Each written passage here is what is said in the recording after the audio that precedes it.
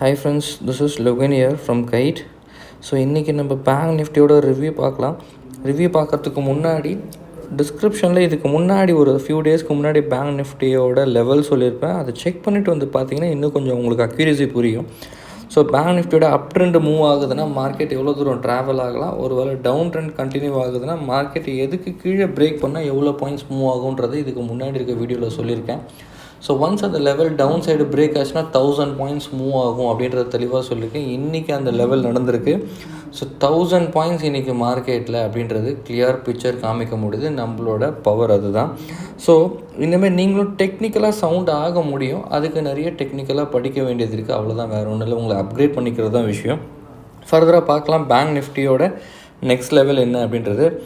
Bank Nifty next வந்து பார்த்தீங்கன்னாக்கா 49,445, அதாவது நாளைக்கு ஒரு வேளை கேப் டவுன் கொடுக்குது, ஃபர்தராக ஒரு மார்க்கெட் வந்து கீழே விழ ஆரம்பிக்குது அப்படின்னாக்கா ஸோ 49,400 வரைக்கும் போகலாம், ஆர் 49,000 வரைக்கும் போகிறதுக்கான சான்ஸ் நிறையா இருக்குது பேங்க் நிஃப்டியை பொறுத்த வரைக்கும். பட் லீஸ்ட் 48,600க்கு கீழே இந்த பேங்க் நிஃப்டி போகக்கூடாது.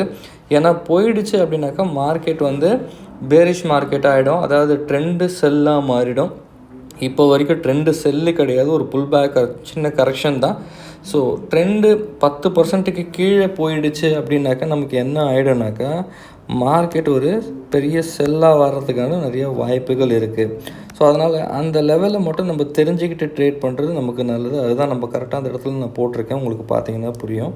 ஸோ மார்க்கெட் ஒரு வேளை அப் ட்ரெண்டு மூவ் ஆகுது அப்படின்னாக்கா நாளைக்கு ஓப்பனிங்லேருந்து ஒரு 15 மினிட்ஸ் விட்டுட்டு 15 மினிட்ஸ் டைம் ஃப்ரேமில் கொஞ்சம் செக் பண்ணினா உங்களுக்கு புரியும், உங்களுக்கு மார்க்கெட்டில் நடந்திருக்குன்றது.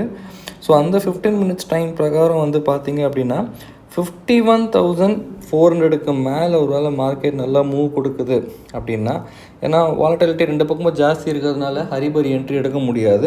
51,400க்கு மேலே ஒரு நல்ல என்ட்ரி கொடுக்குது அப்படின்னாக்கா தற்கு பே சான்சஸ் அங்கேருந்து ஒரு 300 பாயிண்ட்ஸ் மேலே போகிறதுக்கு நல்ல வாய்ப்பு இருக்கும். மேக்ஸிமம் 51,800 வரைக்குமே போகிறதுக்கான சான்ஸ் இருக்கும்.